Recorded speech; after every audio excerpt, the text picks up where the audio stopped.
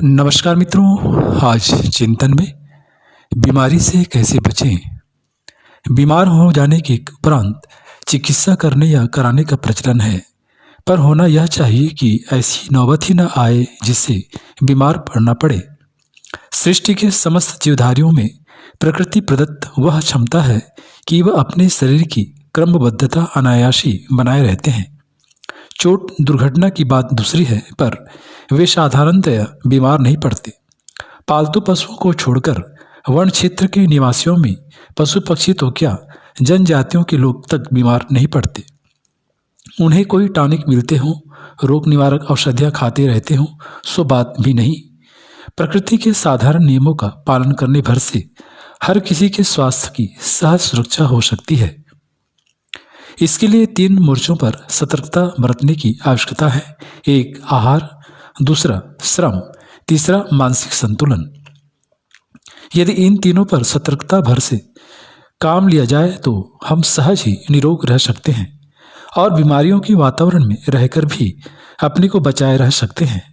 जब महामारियां फैलती हैं तो अनेक स्वयंसेवी सज्जन बीमारों की परिचर्या करने से लेकर मृतकों की लाशें जलाने में निरंतर लगे रहते हैं, किंतु देखा गया है कि उनका बाल भी बांका नहीं होता।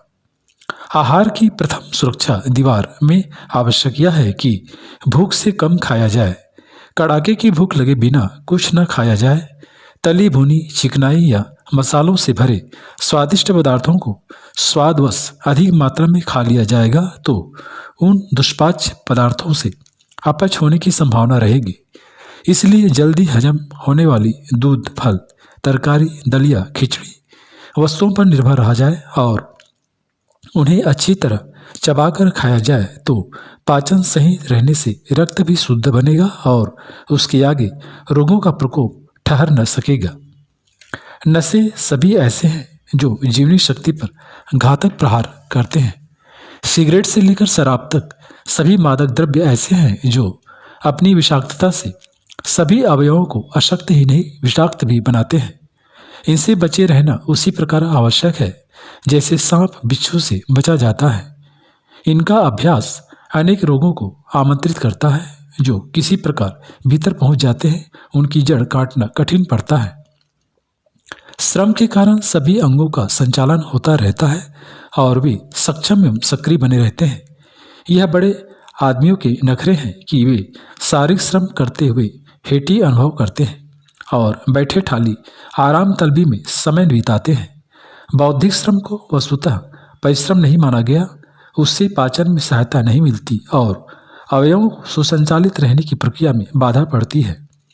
बेकार पड़ा रहने वाला चाकू भी जंग खाकर भोथरा हो जाता है। श्रम से जी चुराने वाले भी थुलथुले होते जाते हैं और मधुमेह, रक्तचाप जैसे रोगों के शिकार बनते हैं। जिनके पास कृषकों, श्रमिकों जैसा काम नहीं है, उन्हें टहलने की आदत डालनी चाहिए। प्रातः सायं एक एक मील रीढ़ सीधी रखकर हाथ हिलाते हुए तेज चाल से चला जाए तो भी अंग संचालन हो सकता है।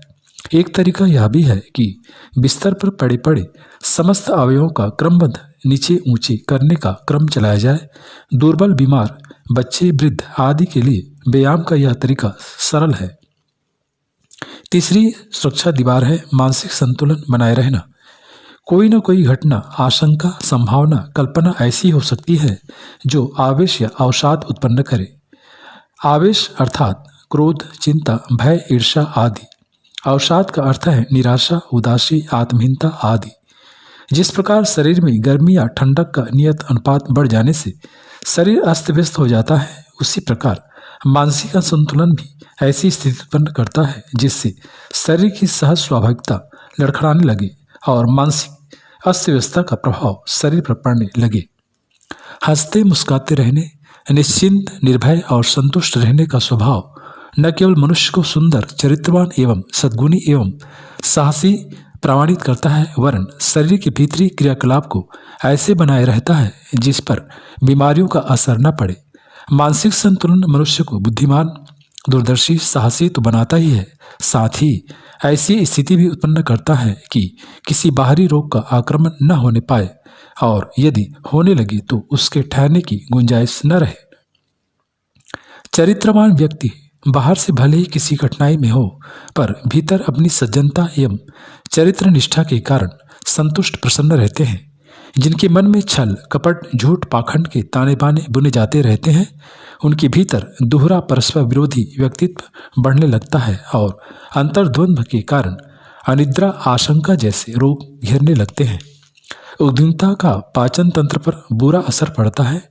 जो विशुद्ध रहता है उसकी मनोदशा अर्धविशुद्धों जैसी बनने लगती है। इतना ही नहीं, रक्त संचार, श्वसन क्रिया, मूत्राशय तंत्र एवं पाचक रसों का उचित मात्रा में स्राव अवरुद्ध होने लगता है। ऐसी दशा में स्वस्थ जीवाणु भी सड़कर रोग कीट बन जाते हैं। भीतर की गंदगी साफ न होती रहे तो उस भीतरी सड़न में भी कई रोग अनायास उठ सकते हैं।